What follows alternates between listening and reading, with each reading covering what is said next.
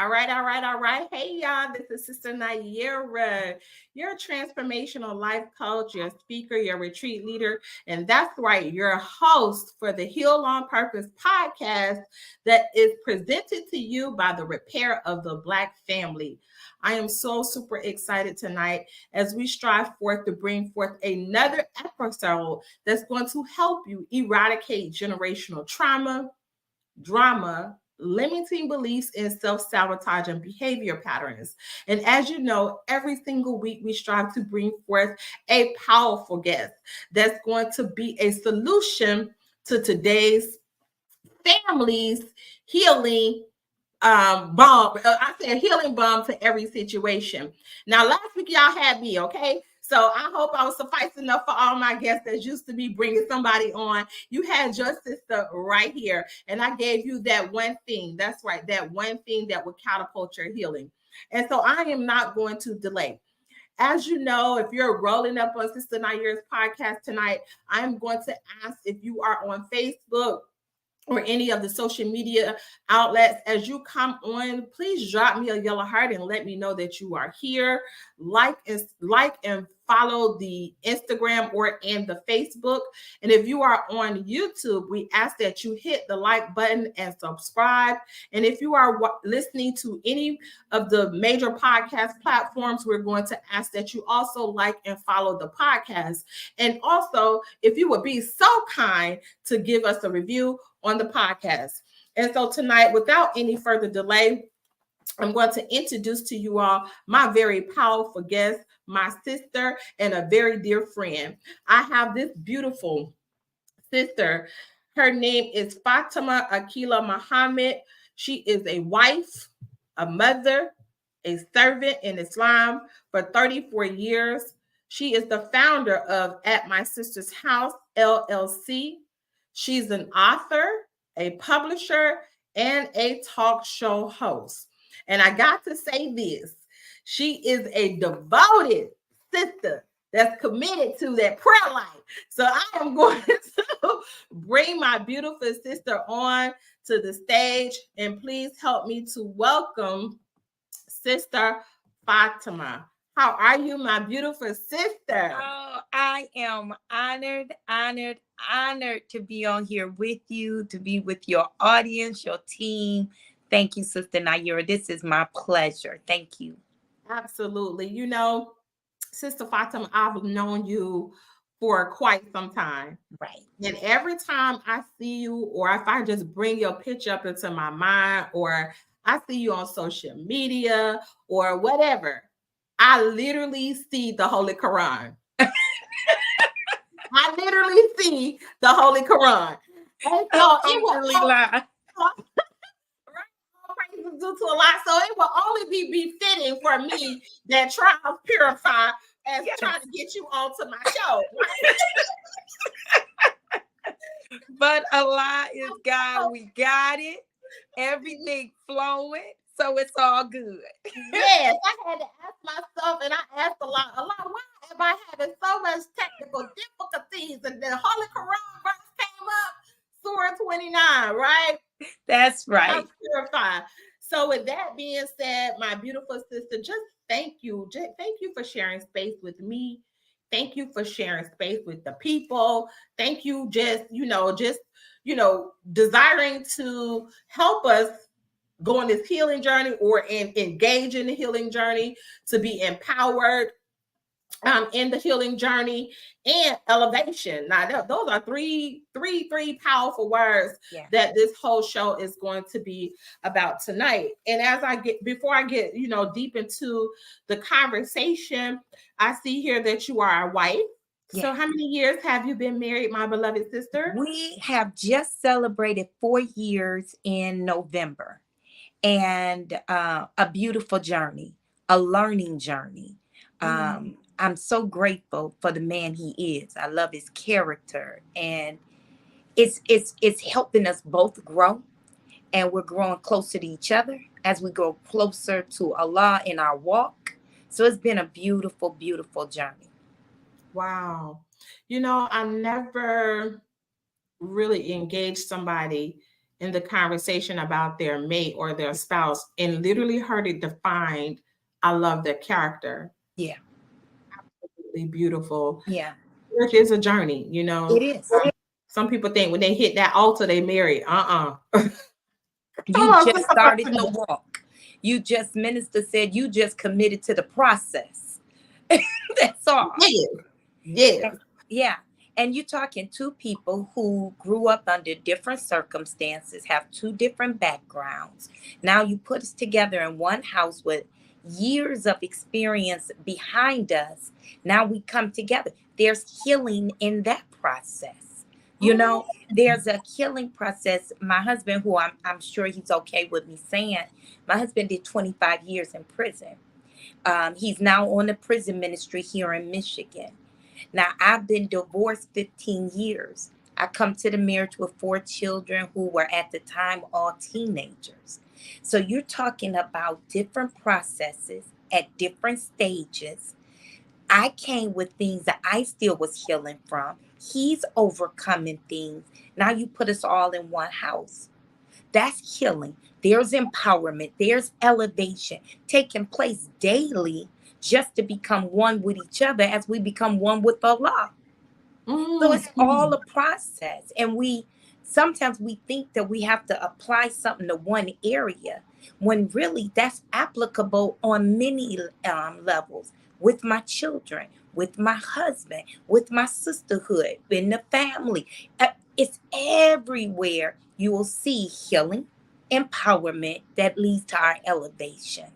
So, yes, ma'am. Oh, wow.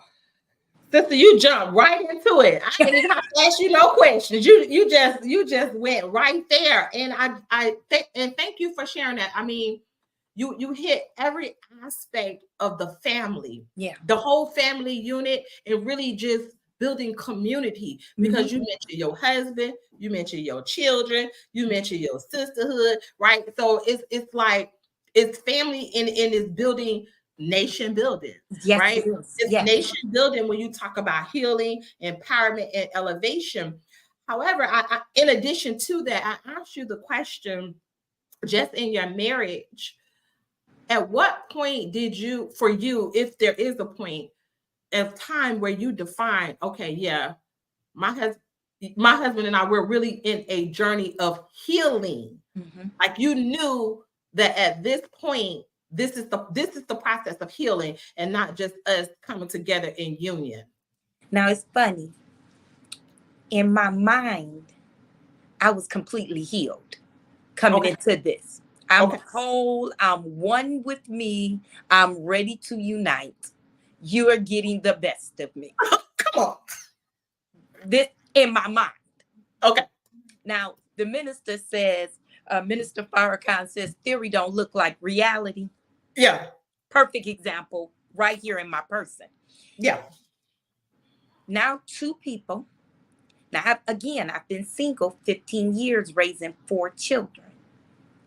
Now I step into the role as the help meet. Mm-hmm. Mm-hmm. So now it's two. And I have now a head of the house. Mm-hmm. Now it ain't all about me no more. Now it's this second person. And the funny part, Sister Naira, this is a daily journey. This isn't something I've mastered. I got this thing now. Oh, I acknowledge it. No, no, no. There it comes all the time where we have to say again, okay, healing process, healing. Oh, you hit something. I didn't even realize that was a problem. Okay, healing process, healing process. And it's across the board with the children, with my husband, with myself. So it's a constant, but I think when we first, we courted 90 days to the letter. And then we got married because of course I'm healed. He's You healed. We're healed. You fine. got this. We got this thing. Just ready to jump into it. Then you realize there's some healing that needs to take place. So sores got opened back up, bandages was needed. Um, every aspect of learning had to come back to play.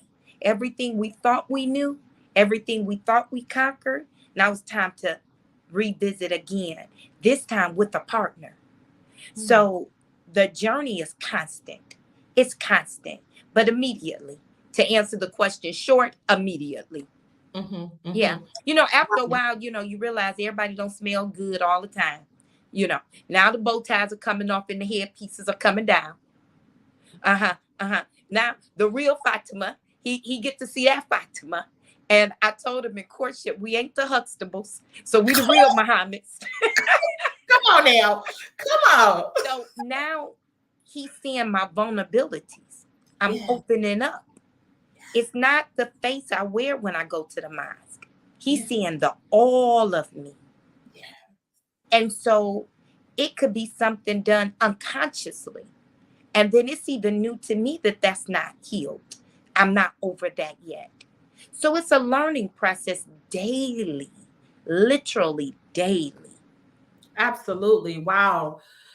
You're unpacking so much here, and one of the key things you said, is being single for 15 years by yourself. I mean, I do it how I want to do it. Hmm. I say what I want to say. I get up when I want to get up. I go to bed when I want to go to bed. Hmm.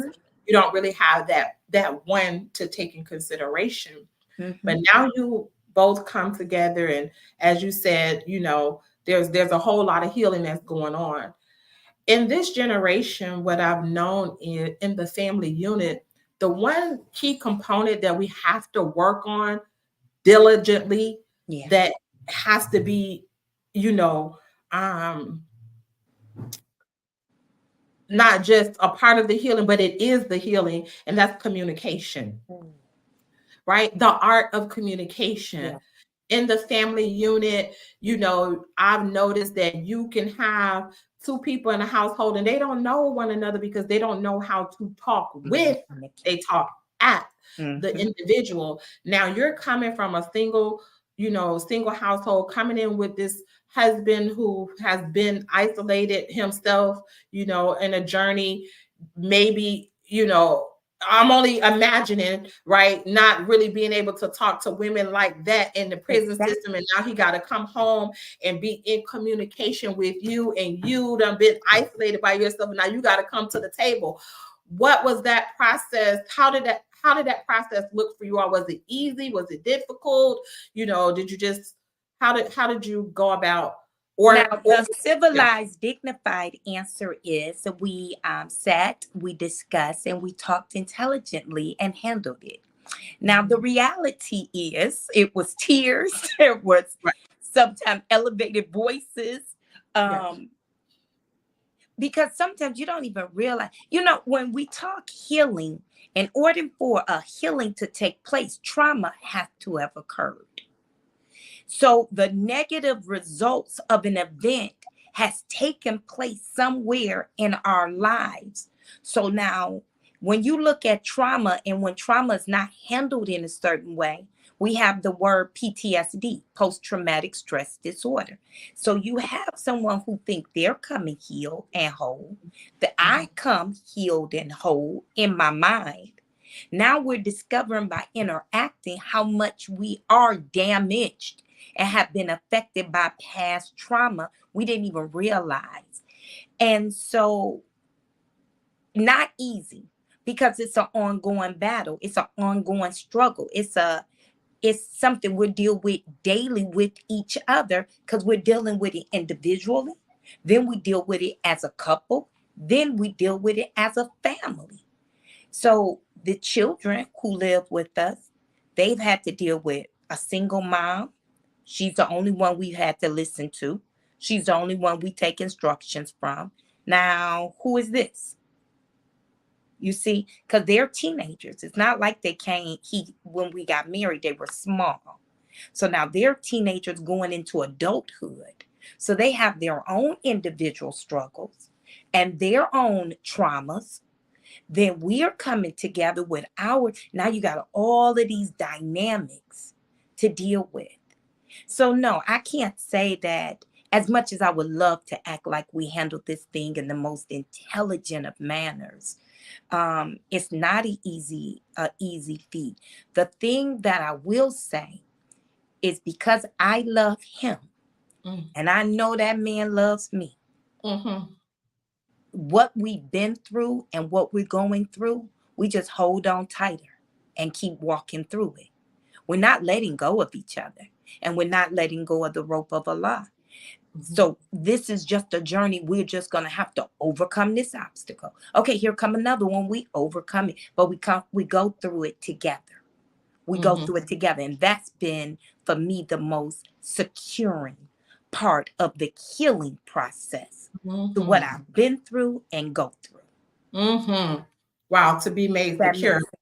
To Yeah, be that made secure. yeah, that was absolutely powerful. And as I was listening to your story, and I thought, because you was like, about the traumas, and I Mhm. thought about my husband and I. We're about to celebrate 25 years of being married. We've been together for 26 years, but 25 years of being married, and coming into the relationship. And my husband was a military man, Yeah. so I understand, he had his points of isolation where, Mhm. hey, I was flip mouth, Right.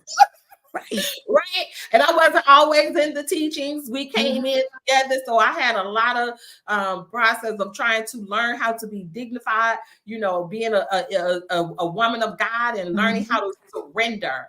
And that's what helped us, and that's what's helping us, in Mhm. particular, me dealing with a man, that our communication styles is so different, Yes. right? So I am, and I have learned to just be quiet and let him speak, right? And Yes. let Yes. him speak, because that sounds like I'm giving him permission. But what I'm saying is allow him to be his person, who he is, and how he communicate. And that for me was very difficult. Yeah. But as you said, the love overrode, and it overrides all situations, right? Right. And then for us, learning that there's formulas to communication. Yes. So we started applying these different formulas. And I'm a strong believer, for anyone that's listening, that which you don't know, go seek it out, right? There are so many books on communications, and so many classes on communications. And being that was our weakest point in the marriage, that's what we worked on and work on the most. Right. And I believe that that's healing. So thank you for being very vulnerable and sharing that with us, because marriage is this cornerstone to all communities, Yes. to a nation, and Right. absolutely the world, right? Right. Exactly. Mm-hmm. And so when we look at um, you being 15 years being by yourself, and then you just got into this marriage 90 days. What was the transition like? Like, I mean, for you, like in your mind, in your mental, was that stressful or? I have been asking Allah to show me a certain thing within myself, Mhm. because we know that marriage brings balance. There's a balance and there's an imbalance that can be created, and we don't even realize we're working in a wobble, or we don't even realize there's an imbalance there. So I'm begging Allah for the balance in my life. Mm. And when this man came along, beautiful beautiful brother on so many levels. And I just prayed to Allah, and I knew this was the one. So after the 90-day process, now we're coming together. And again, we're learning and discovering, because when you're by yourself, that's why, Minister Louis Farrakhan says this: a man doesn't even know what kind of man he is without a wife, Say it without one a more woman. time. So it was trying us both. Because, like what you're saying, you think you got communication down. Because I'm communicating with the children. I'm the authority in the house. I talk to the sisters. I communicate well with them. But then there's another dynamic when you start saying, now I'm talking to my husband, when I'm talking to someone I'm intimate with, who knows me intimately, where my guard is down. Words can be more hurtful when it comes from someone you love, versus when I speak to someone else in the streets and I keep it moving. So that I didn't even realize, and I'm being very transparent on this one, Mhm. how much I needed healing until I got married. I didn't even know I was in need of healing as until I got married. And I Mm. started discovering. So hence why I started writing the books on self-empowerment, self-discovery, self-esteem, self-worth, looking at yourself. Because sometimes we have the facade up so long, since we start buying the facade. We really start thinking What? that masquerade is, that mask is real. And you Mhm. don't realize till there's another person in front of you to try you, to show you that ain't. Okay, wait a minute. And you think that you're invincible. You think you really got it together. You really look like you are it until you get tried with someone whom you love, who's right there with you, the closest to you, and they see all your vulnerabilities. Now here come the trial. Now here That's comes. when we start looking at how do we deal with the steps of the trauma, of the healing that needs to take place, the steps to overcome these obstacles, to empower ourselves, and then to elevate ourselves so that we're not still dwelling in this space. Teach. You Teach. know? I forgot to tell y'all if y'all listening, okay? She is a little minister over there. Can y'all hear the ministerial part coming out? Okay. So I mean, she done hit it. Healing, empowerment, and elevation. And I do want to talk about those books. But as before we actually jump into those, and thank you, you laid that out so beautiful, right? Because we do have on those masks. And I know for me, girl, look, we could put the mask on and nobody would even know it's a mask. It just blends in so Yes, well, ma'am. right? Yes, ma'am. And as we look at this topic on healing, and we started out with the family unit, with your Mm-hmm. husband, your children, and how that brings about the empowerment and the elevation, we're in a dispensation of time, and we've been in it for quite some time, where roles have been reversed, Yes. right?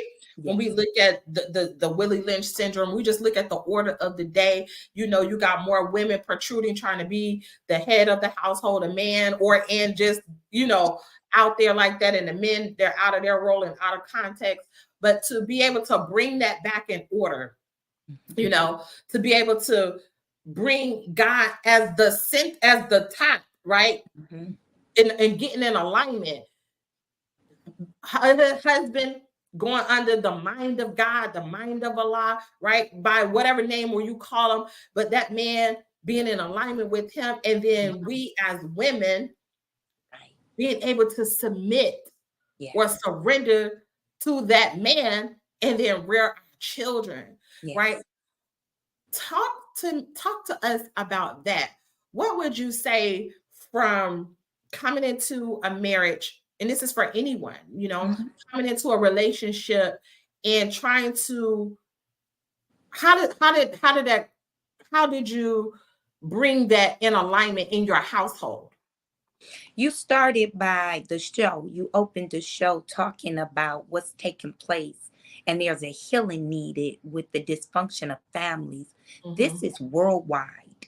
This isn't one particular community only. Come We'll on. see this worldwide, but specifically looking at us here in North America, even honing in more specific to the woman, the Teach. Black woman specifically, women of color. You hear this term, and it's one I'm still working on. Mm-hmm. I kind of get a little bothered by the strong Black woman syndrome, and it's almost said like we have to be this. You don't hear about strong white women or strong Asian women or strong. It's the strong Black woman. So it implies that we have to carry not just the weight of our own natural role, but now I have to carry extra weight. And because we know the condition of the Black family, not just here in North America, but around the world, when we look at the condition of what's going on, whether we're conscious or not, we're carrying all of that weight that goes back to what I talked about, an imbalance get created. So 15 years, I have a son. So I'm trying to be that role to him. And so I'm trying to be mommy and be strong in being mommy. So then you got my daughters who I'm still trying to show strength and show softness. Then you still got the person who needs something, whether, and then disappointments when you're counting on others. Mhm. Guys, can you still hear me well? Yes, ma'am. Okay. Disappointment coming on others.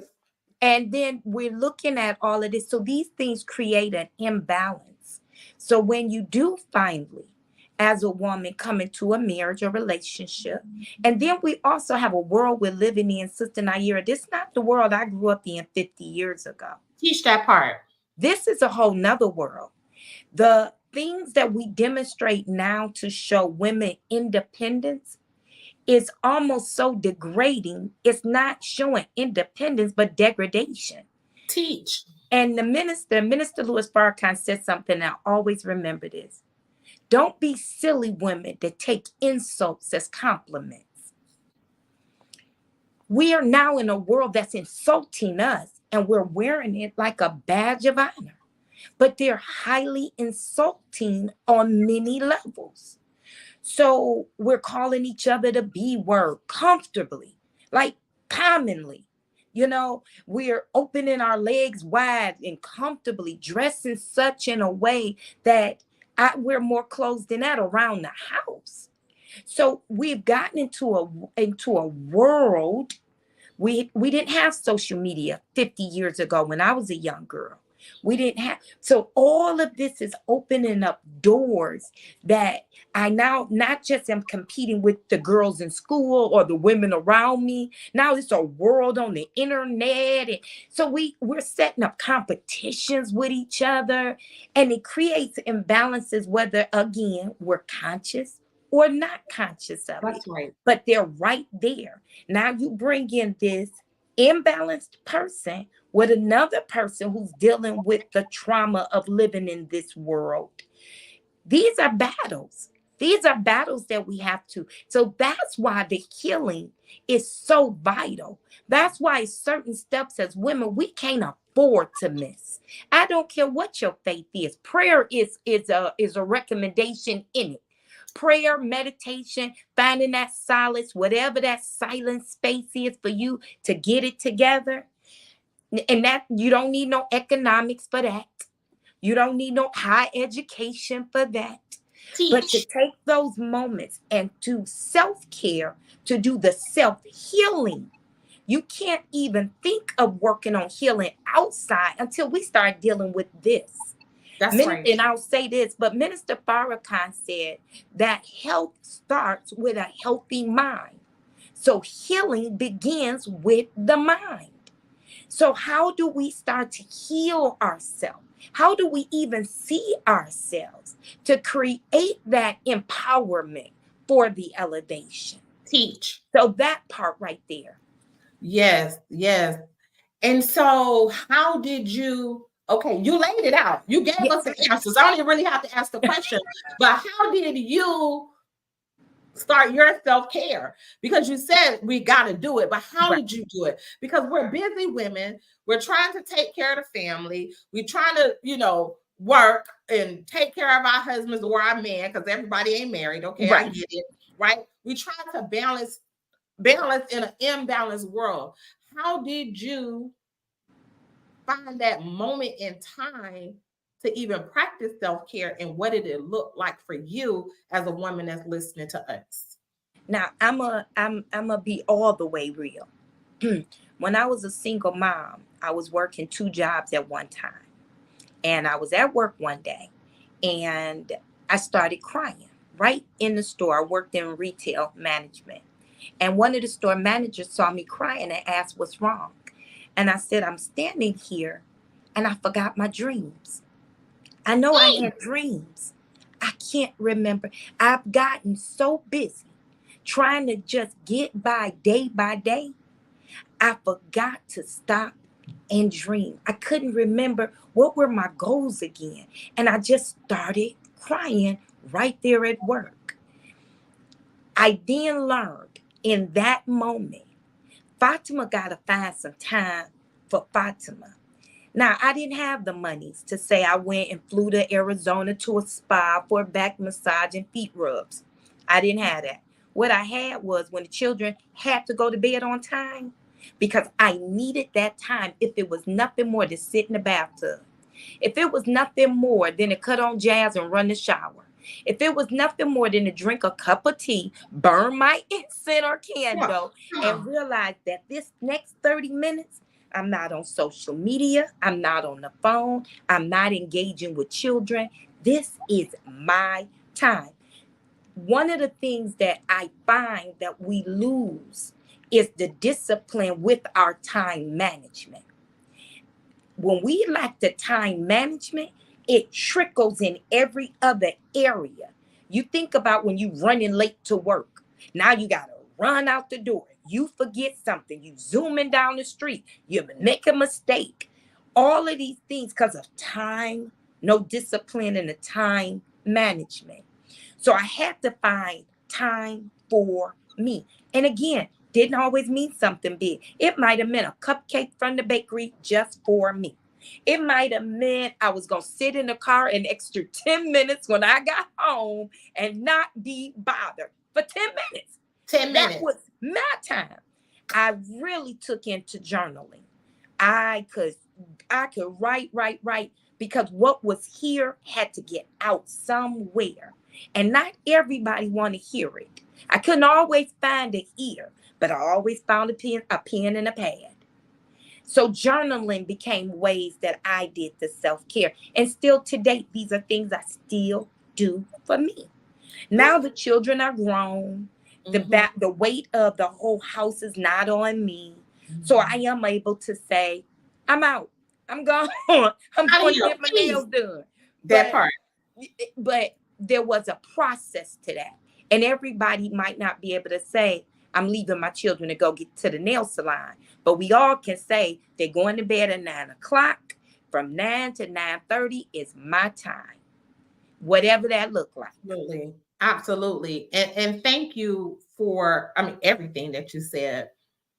I want you to, because we know you have a journal and I'm gonna put that up. But I want you to talk about the power and the science of journaling, right? Because it's even scriptural. It says, write the vision, make it plain. Yes. Right. And I truly believe that more of us need to raise awareness as it relates to journaling. Talk about the power of journaling and the science behind it. Thank As you. we put up this beautiful journal. Thank you. This journal, Resilient and Radiant, a 52-week journal, was made specifically for what we just spoke about. Having the time, I didn't want to do it 30 days because I'm just looking at my own life. I didn't always have every day that I could sit down and write it down. But I could find the time every week to make sure I had a moment to sit and write those thoughts. Sometimes when we hear the word self-care, we start thinking of things like, I can't afford to go to the spa, or I can't go. That's not what it looks like for everyone. Journaling is the ability to take what's in your head, what's in your thoughts, what's in your mind, and release it through the ability to just write it down, however it looks. It doesn't have to be rhythmic. It ain't got to rhyme. It don't have to be all in the same color ink. It's just your thoughts, your ideas, your personal journey. Sometimes we can write out what we have gone through better than we can say it to another individual. There are psychologists who will tell you to write it down, write it out, get it out if you can't say it. So the ability to journal is an opportunity for you to sit back. Sometimes we just need a moment just to reflect. Just give me a minute to think. And one of the things I wanted to do specifically with this journal is not just give us a moment to think on things going on in our lives, but to think about who and what you are. You know, there's a book called The Power of a Negative Word. And it says in that book that most of us hear more negative words in a day than we hear positive. So what do you say to you, though? What words do you give yourself? I used to work with a group of women. So one day I'm helping one particular woman with some resources. And when we got done, she said something, I said something, and I said, I really love you and I want to see you win. she just started crying. Now, again, I didn't say it for no impact. It was just my thought to her. She said, no one said I love you to me in over 5 years. Mm. We don't even realize how much we need to say to ourselves. Some of us need to hear it from others. We all do. But if I can't get you to say it, can I say it to me? Think about that. Can I say to me a nice word? Can I say to me, Fatima, you did that thing. Oh, That's you right. overcame that, girl. That's You right. made that, girl. That's Go right. ahead with yourself. So sometimes it's just journaling allows you to pat your own self on the back. Come on It's now. okay Wait. Hold every on. now and then. Hold on. Let me. I want that. See you dropping all these jewels. We need to let the audience catch some of this stuff. Did you know that sometimes you need to pat your own self on the back, and through the power of journaling, you get an opportunity to pat your own self on the back. That's And right. I thought about as you were speaking, and you said something about the power of a negative word. I Mhm. thought about 80% of our thoughts are negative. So says the National Science Foundation, right? And of course, I've learned through my mental health studies, right, through Dianetics, that the reactive mind is a mind that just throws forth nothing but negativity Mhm. towards the individual. So when we talk about how to overcome and be responsible Mhm. versus reactive, we do got to speak life, Mhm. right? That's where Mhm. I feel like the power of affirmations come Yes. in. And like you said, that journaling, Mhm. because now, and let me know if you feel that this is true, you're reprogramming your mind. Yes. You're Yes. unlearning to relearn, and you're reprogramming your mind because you're scripting it on the mind. Good Right. God Almighty. And when you have in this sense of a journal that give you prompts, it sometimes reminds you to say to yourself, oh, I apologize. No worries. I apologize. Modern technology over here. Uh, It's okay. We can still hear you though. okay.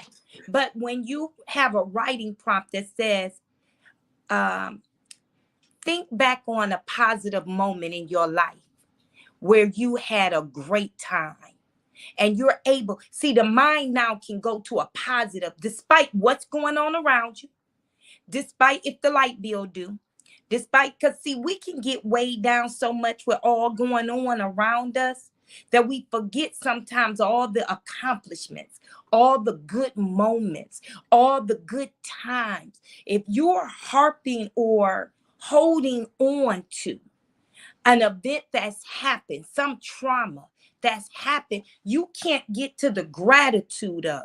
So you're holding on so much to this part that you may not see how that made a move for this that led to this, that now you're sitting here over in this spot.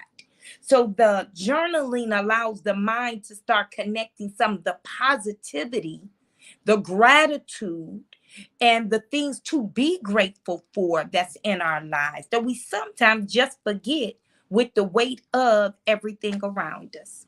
Absolutely. Absolutely. I truly believe, and thank you for saying that. Validate the good, you get more good. Yes. And that's where it comes to writing down the good. So thank you. I know, girl, I can't wait to get my journal. Get my journal. And so Yes. as we done got into the healing, we done got into the empowerment. Let's talk about this elevation. Yes. Okay. As we look, I mean, that tends to be a word. Okay, we're gonna level up. We elevate. What Hmm. does that really look like, Sister Fatima? In 2024, when there's so many people talking about leveling up, elevation, what does that really look like as one that is on a healing journey, Right. right? An empowerment journey to include elevation. I know a lot of times you think all these boss ladies and bossing up and all of this is connected to elevating. Elevating is when we take the state of mind, when we take ourselves to another level, not just financially, not just in word, but when my whole self has now prepared itself for the next stage. And sometimes we think we're ready and we have not properly handled the things before to get to getting ready for the next level. So to get to that elevated state. So when we're looking at healing, when we're looking at empowering, we need to make sure that we're connecting with the things, the sources that will help us to heal properly. Because what we don't want to think is that we have healed and then we find out we're right back to square one because we haven't properly took the steps necessary for the elevation. So we want to make sure in elevating, we have healed, we have empowered, and now we're ready to take it to the next level to move our whole self. Not that we won't keep having issues. We'll have other problems that come. Tomorrow going to have, as you spoke of in the beginning, after difficulty come ease. But then the Holy Quran tells us after ease comes difficulty. That's right. So we're going to have the trials on every stage, but we want to be more equipped, more prepared for each stage. So when that next trial comes, we're ready for that stage. And when the next stage comes, we're ready for that one. So the elevating is the preparation for the next stage of our growth. Absolutely. And as you was talking about that, you know, I love to tell people, especially my clients and women that I'm coaching and just anyone that will listen, healing is not a moment. Yes. It's a journey. Yes. You're always in a journey to become one with yourself and one with the God, one with Allah, one with your creator, one with Christ. You're on a journey. So there's always going to be an aspect to healing. Right. And so for me, it takes, this is what I would like to offer the audience that's listening: faith, focus, and follow through. There it is. Faith, focus, and follow through. Follow through on you. That's healing. Yes. And understanding that where you are today, you will not be tomorrow if you just make the decision. You know, so thank you, Sister Fatima, because you're really defining healing. You know, in this time, I found that, you know, that it can also be like a cliche. Oh, I'm healing. You know, it can be cosmetic, but healing can be ugly. It can be really, really ugly. You know, one of the girls in my book, she wrote this chapter, there's power in the ugly truths. You got to tell yourself the ugly truth sometimes, you know, to really be able to come face to face with that pain and then make a new powerful decision to be better, to do better, and just know that it's you. Yes, it is necessary. You know, I always say you have to get naked. You know, we love the facade of the clothing. You know, we love to put things on. We love to tell you, is that you? That's you. You see, we love buying shopping therapy. We love to find things. No, sometimes you just have to stand in the mirror naked. Look at you with everything that's there. All of it, all the bumps, the bruises, all of it. Because I'm so grateful I don't look like what I've been through. I don't look like what I'm going through. So by God's permission, there's still healing taking place. So now we want the internal and the external to all reflect the healing. But we have to make sure that the healing is with the bare person. No facades, no mask, just who we really are. That's true healing. And you know, in the Bible, in Jeremiah, I wanted to make sure I said this. Jeremiah 17:14. It says, heal me, O Lord, and I shall be healed. Save me, and I shall be saved, for you are my praise. My God. Jeremiah, what is that? 17:14. Thank you. So the healing and the saving. See, that's why we don't want to get away from there's a power in the prayer. There's a power in walking in that faith. There's a power. See, when we truly are submitting ourselves to the healing, when we truly are seeking that Forgiveness from self. See, sometimes we thinking we got to forgive somebody else to start healing. Forgive here. Mhm. You know, there's a saying, holding on to something to get back at somebody else is like drinking poison and waiting for them to die. See, you have to let go of some things. And I've been through some things. And I've had to say, I can't hold on to that for me to go to the next stage. That's the healing process. That's what I understand from failed marriages, from domestic violence, from dealing with being single and 4 children. And some days it was not enough to eat. But I should say not enough to eat for all of us. They ate. Maybe I didn't. But there's something I had to forgive in me where I felt like at times, did I fail somebody? Did I fail them? Did I fail me? Did I let my parents down? So there had to be healing that take place. Those the wounds I talked about.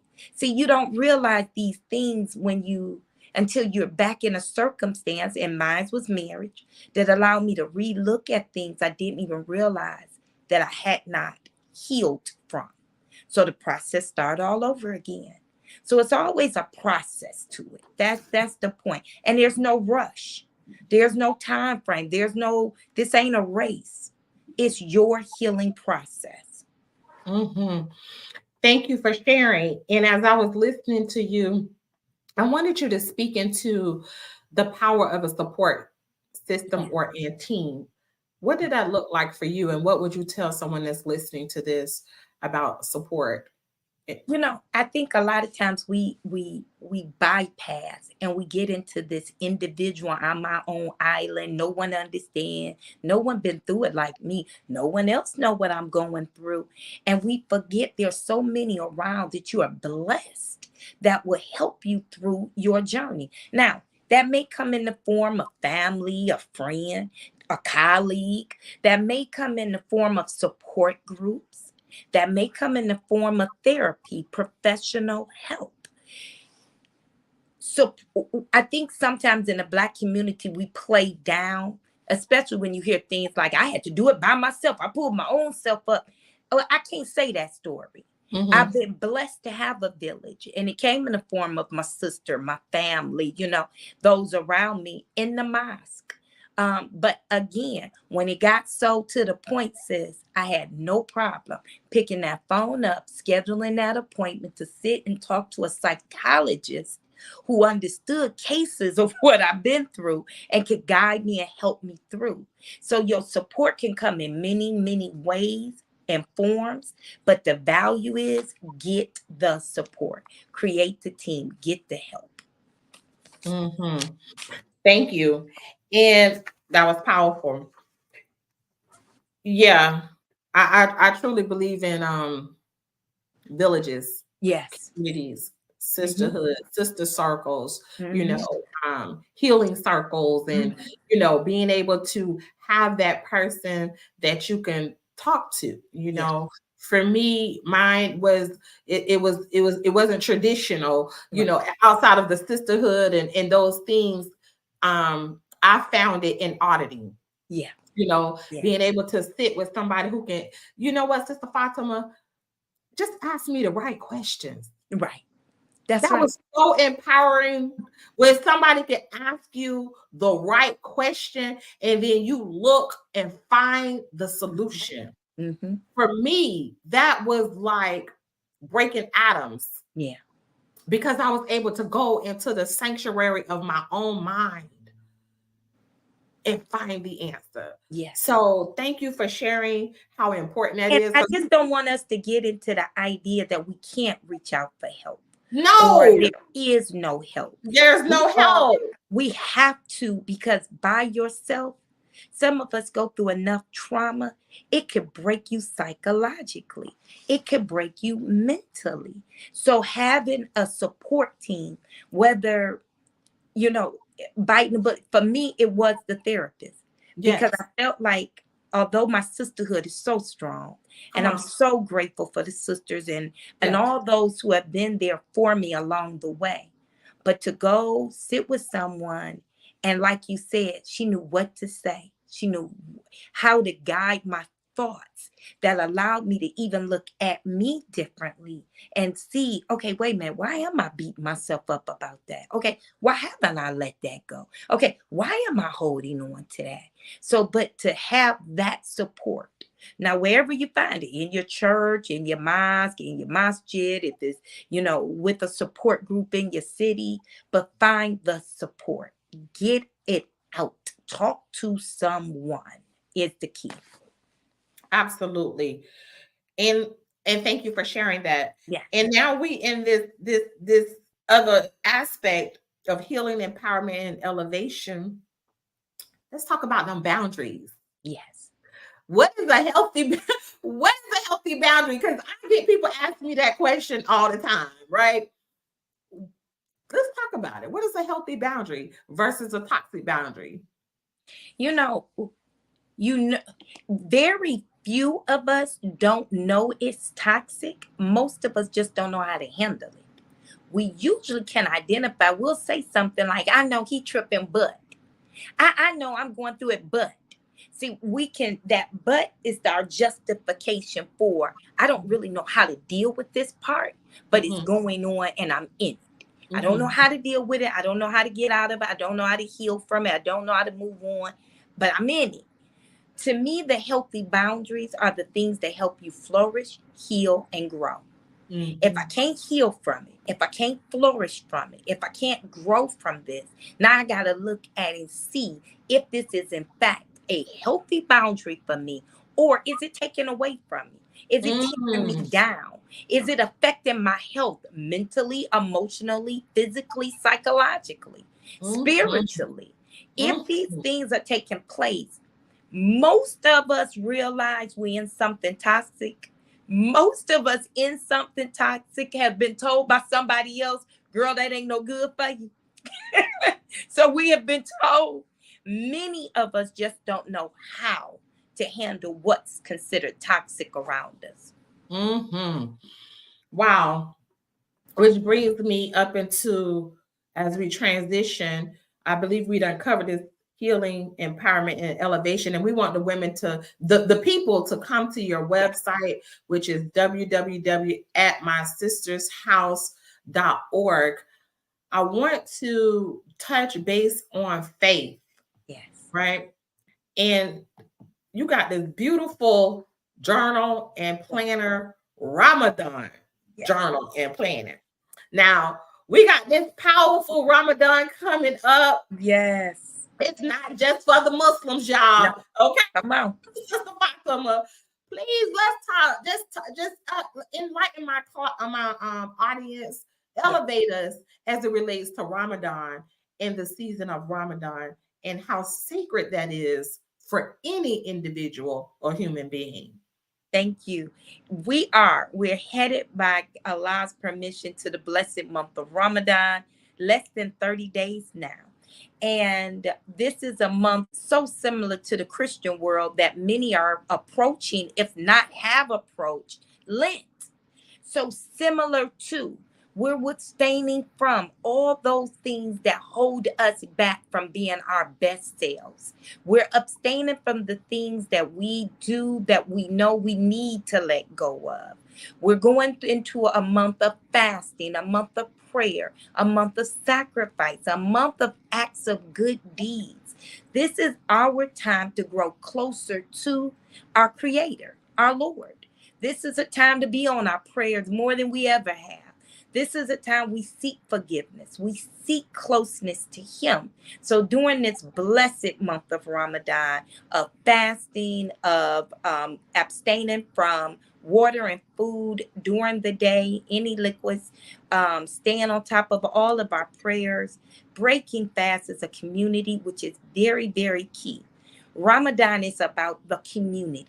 This is when we as a community break fast together, pray together.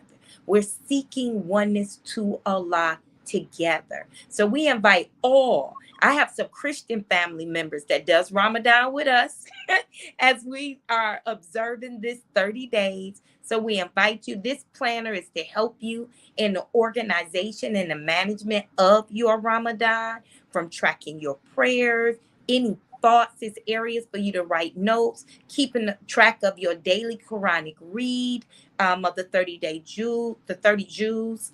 It has a Eid planner. So at the end of Ramadan, you can plan your Eid festivities. There's an area for you to record your suhoor, your iftar, a water tracker, because we're not eating and drinking as much through the whole day, just tracking it in those hours we can, in scheduling enough water in our bodies to stay hydrated through the day. Absolutely. And what tips would you give a person that may feel like, I don't know if I could do that? What would you say to a new person that may just watch this podcast and decide to try it? How do they go into Ramadan? Allah says in the Holy Quran, I know the intention. And a lot of times we'll get caught up because I can't do it just like you. And we'll say, well, I won't do nothing. See, the intention is where the reward comes in. Just intent, make the intention. I ain't going to do 30. I might not can do 30, but I can do one. I'll strive to do one. I might not can abstain all day from everything, but I can abstain from this. See, it's a month of a reminder of our closeness to Allah. So what can you give up? What we can take baby steps until we get to the fullness of doing it the way that's been prescribed to do it. But some who may think this is my first time, I don't know if I can go that long. Try. See how long can you go? And then the next day, see if you can go a little longer than the day before. And then the next day, a little longer than that day. And before you know it, we'll be so close that before you know it, you're all into the Ramadan fast as it's been prescribed. Okay. And that's healing, y'all. Come on. Now, Sister Fatima, before we close this out, I have two more questions I would like to ask. But as it relates to healing, empowerment, and elevation, someone that's listening to this podcast, watching it on via social media, give them 3 points that they can walk away from the podcast and apply in their lives as a result of listening to you from healing, empowerment, and elevation. 3 specific points that you would want someone to walk away with to apply in their lives. 1, address the issue. Address what's going on. Address the hurt, the grievance, the trauma. Address it. Recognize it. Know what it is that's affecting you. 2, find the support, the communication. We talked about communicating. Communicate with someone, with some group, with a therapist, through Dianetics auditing. Communicate that there is an issue so you can start working to overcome. And thirdly, seek refuge in prayer. Yes. I can't stress it enough. One of the things the Holy Quran is known as is Al-Shifa. Al-Shifa means the healing. There is healing in the Word of God. Whatever that book of scriptures look like for you, the Holy Quran for me, the Bible, whatever that book of scripture, seek refuge in your Creator, in your Lord, to get through. We have a lot going on at the same time. Many of us are trying to multitask, and it's a lot with everything that's going on, with the traumas we deal with daily, and we try to bury them and push them to the back. They have to be addressed so we can be our best selves. You don't even know who you are yet. You ain't even seen all that you can do because we're holding on to things that we need to heal from and let go. So address it, confront it, communicate it, and go on and seek refuge in your Lord. Good God Almighty. Listen, as you was talking, I heard Maya Angelou's, well, I didn't hear it, but I know this quote, but it came up into my mind. She says, do better until you know better. But when you know better, do better. There you go. There you go. And that part. So, Sister Fatima, give everyone your website, how in your social media handles, how they can get in contact with you. Y'all got to get these journals because they on fire. Okay, I'm gonna put it up again. Okay, get this journal, both of the journals. What is your website for those who's listening and can't see it?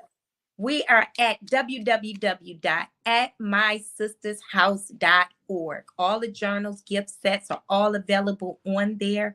We have some brand new products that's coming out at the end of this month, right following Savior's Day. The Ramadan journal and planner. It's out now.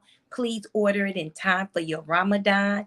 We are on all the social media platforms under at My Sister's House. So please check us out, subscribe, follow. We're also on YouTube. We'd love to be a part of the family. Absolutely. And what's that podcast? Because you got a podcast too now. Yes, at My Sister's House Talk Show.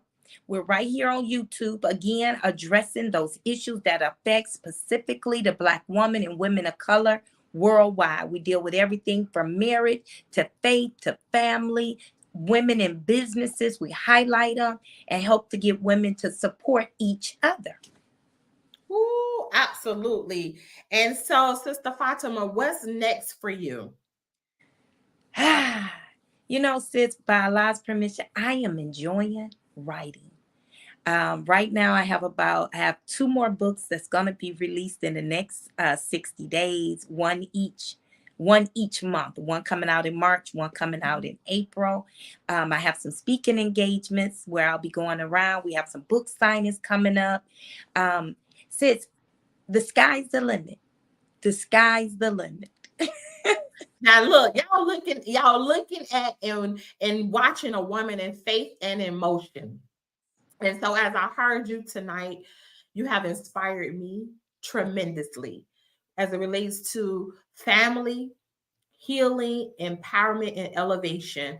And as my listening audience listen to this podcast, I ask that you go support my sister. Listen to her podcast, follow her, and this is for everybody, but in particular the woman. Yes. We got to keep the word of truth in our ears. Yes. And what you have spoken tonight, I find truth in it. And so I'm encouraging other women to support you, and let's get these journals and let's be found in the path of healing, empowerment, and elevation. I'm going to pull you back in the room as I do my announcements. Yeah. But again, it was such a blessing, an honor to share space with you on the Heal on Purpose podcast. It's my pleasure. This has been my pleasure. Thank you so very much. All right, so y'all heard it. Look, healing, empowerment, elevation at its finest. And so with that being said, I most definitely want you to get in tune with Sister Nayera and Brother David with building relationships. As you heard my guest, it's all about the family, building those healthy relationships so we can be in a journey of healing, empowerment, and elevation. We have a mother, daughter, father, son retreat coming up in Orlando, Florida, August 2nd through the 5th. In Orlando, Florida, we have payment plans. When you're talking about the family unit, listen, you don't have to be a mother or a mother, but you may be a daughter. You can be at this retreat, okay? You may not be a father, but you are a son. You can be at this retreat. We want to focus in on the family and bring your youth 13 and up. We are now taking payment plans for this. If you are interested in getting more information and a consultation on the retreat, please click the link in my bio retreat and set up a one-on-one consultation with Sister Nayera and Brother David to get more information on the retreat. And in this dispensation of time, when you're talking about taking ownership for your healing, taking ownership for being empowered and elevation, Sister Nayera and Brother David, we have our leadership and development program where we're helping to develop the leader within you.